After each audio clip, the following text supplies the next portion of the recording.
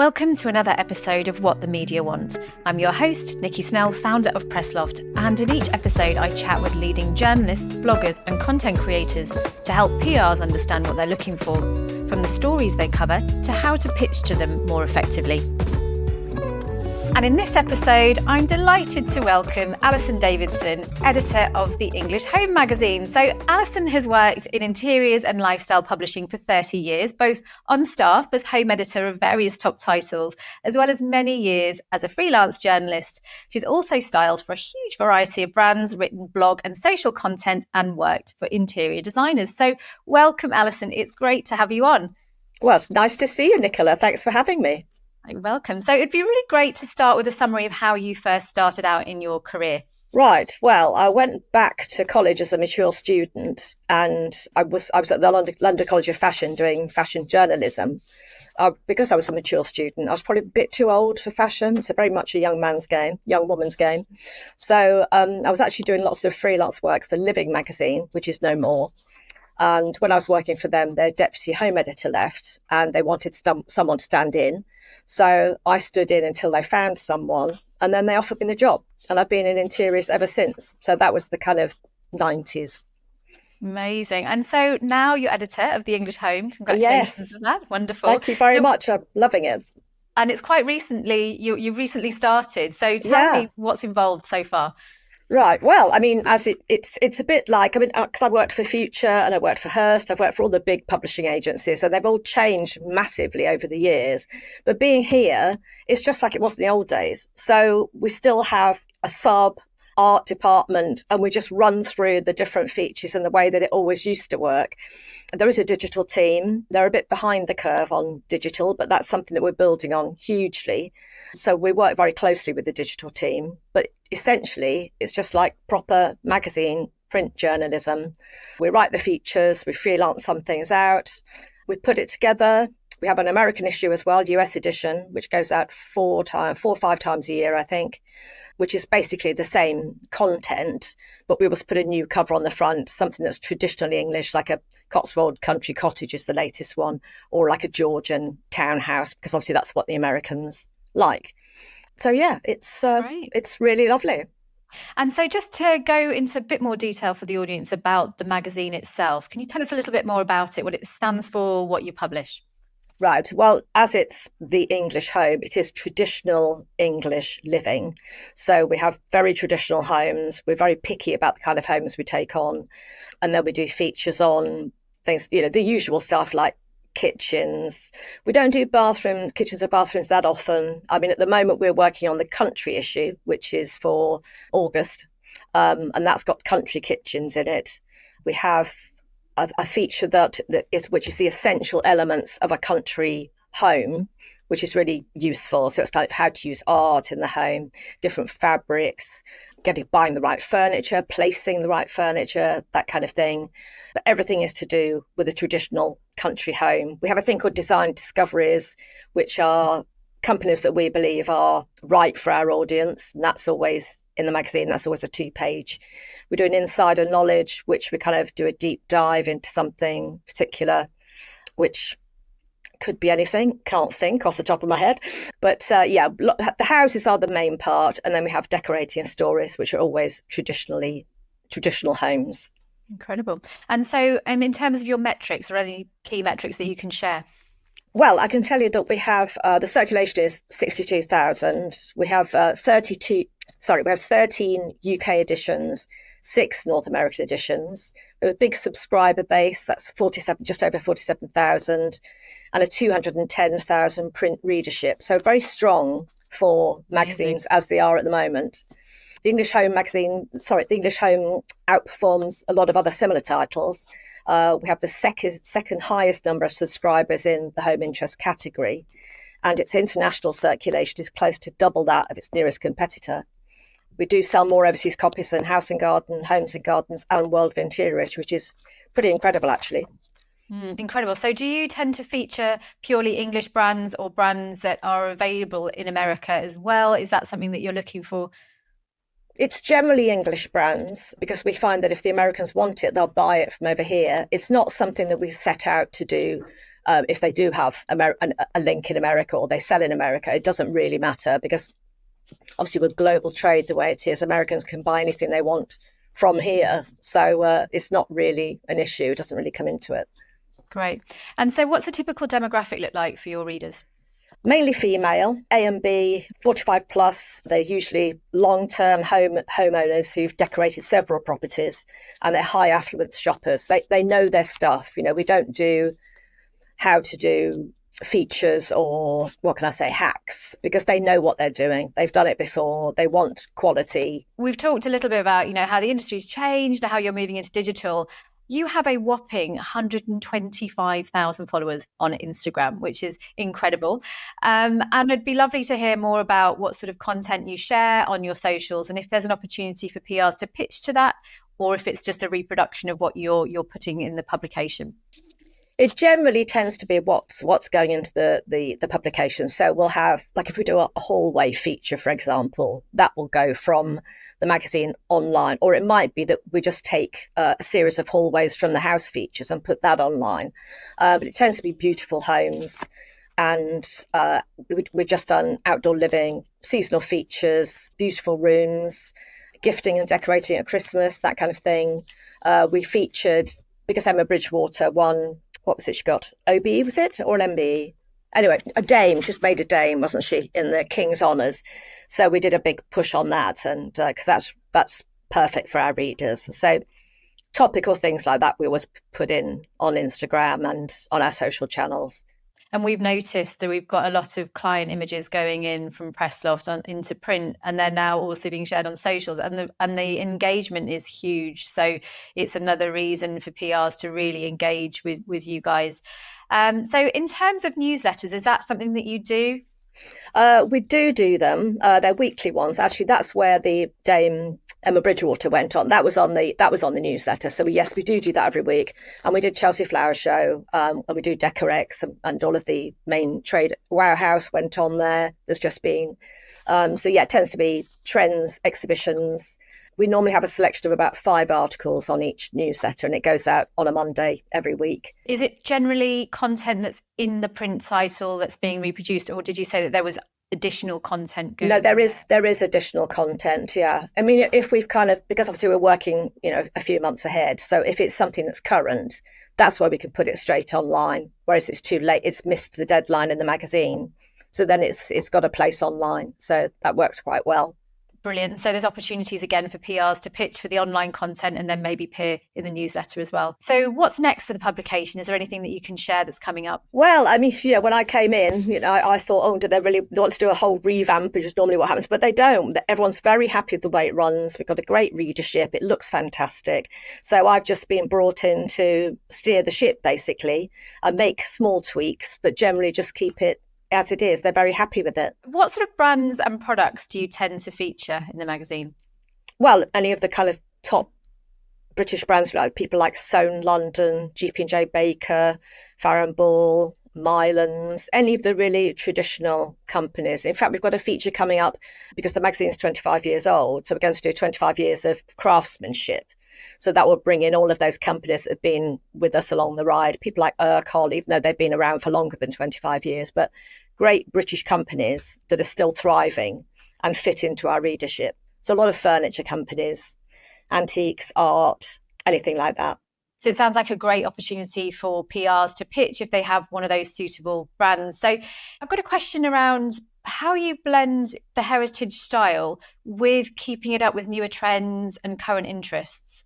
Well, I suppose, the heritage brands are still producing new trends all the time. I mean, the new collections are about to come out, aren't they? So, and there'll still be heritage brands doing that, like Mulberry's come back, Malabar's come back, GP&J Baker are going really strong.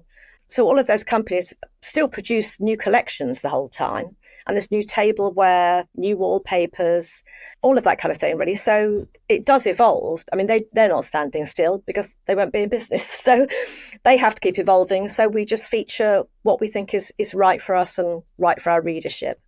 So anything with a heritage, but yeah, keeping up with the times as well. Awesome. So next, how do you typically source images of products to feature? Well, obviously, lots of PRs know where we are and use it all the time. We do use Pressloft a lot. We need to be selective, but what we normally do is we use Pressloft as a starting point for a feature. So we'll decide on what the subject's going to be, maybe blue and white, for example, and then we'll go onto Pressloft and have a look for what's there, especially for cutouts. And that just gives us an initial steer. And then we build on that and add more luxury brands. So it's kind of a layered approach. But we often sometimes go on to Pressloft for trends as well. If we kind of think, well, what should we do for September? We think, well, we did that last year. What's new? We'll go on to Pressloft to see what's trending. And that gives us a steer. This episode is supported by Pressloft, helping PR teams to provide their product images and content to journalists the moment they want to feature them. With over 1,000 brands uploading ready-to-use images and press releases, journalists can source imagery and content for their articles as they're writing them, without needing to email PR teams and wait for replies. In fact, 20% of coverage generated via Pressloft happens out of hours when PR teams aren't around to respond. It's a smarter, more journalist-focused way to drive media coverage. Visit pressloft.com to learn more and take a free 60-day trial. That part of the site is growing hugely. We're seeing more and more traffic to it, so it's really great to hear that you guys use it as well. So what kinds of imagery do you specifically need? You mentioned cutouts. Any other styles or any specificities within those cutouts? Well, we're about to do furniture. So no, not really. So furniture cutouts, we're doing furniture, we're doing sofas, armchairs, ottomans. So we'll need lifestyle and cutout images and then everything else that goes with that. So cushions, we're doing lamps as well. So they're always great for cutouts. So we'll do, on the news page, the shopping pages, we'll have a lifestyle image and then cutouts. So lamps is perfect for that. I think last year we did Indian summer, which had a really lovely holding shot, and then just really nice things for the garden, like trays and glassware and placemats and things like that. So yeah, we just build on it in that way. Great. And what kind of images don't work for you? Anything that's too dark, that's always a problem. If the image is too dark, we can't use it because you can't see what's in the image. And obviously high res, they have to be high res. We often get them sent in and they're low res, and it's in a whole process to get the high res. It just takes a lot longer. What are you working on next that PRs might want to keep an eye on? We're just about to do window treatments, which is quite a big section. And we'll be going to, we've noticed there's lots of what we used to call the old-fashioned knicker blinds, so the really frilly blinds around in the 90s, and lots of pelmets and trimmings and tiebacks. So there's a big feature on that. We're talking to an interior designer's seamstress to find out what their tips and tricks are. We'll be featuring the autumn-winter collections, what's new, and Wool Month, because Wool Month is coming up. So we always feature that, especially with British brands that are heritage brands, again, that are doing well. Carpets and rugs, upholstery is all part of that. And then, as I say, we're doing a feature on furniture configuration and layout in the room to make sure it works best for your room size and room layout. So that's all coming up. And the lamps, as I said. Are there any sponsorship or paid opportunities that the audience might want to hear about? Yeah, I mean, we'll always consider it. So we're talking to someone at the moment about sponsoring the Christmas supplement. So that's a possibility. I don't think it's something they've done a lot of in the past, but it's something that I want to try and move forward. So yeah, there's always opportunities to pitch for commercial opportunities. Always open to any suggestions. Perfect. So moving on to really specific PR tips. What was the last PR pitch that you said yes to? Oh, wow. Actually, I guess earlier on there was a pitch from Sarah Raven with her cutting garden. And it was a pitch on flowers and how to cut them and how to keep them. It's too late for the print issue, but we're going to put it online and then we'll keep that for next year. So that's quite a useful one. Perfect. And so what's one thing that PRs could do better when they're reaching out to you and the team? Look at the content of the magazine. Sometimes we get things sent through that are just not relevant for us. If it's too ultra modern, uber modern, doesn't work for us.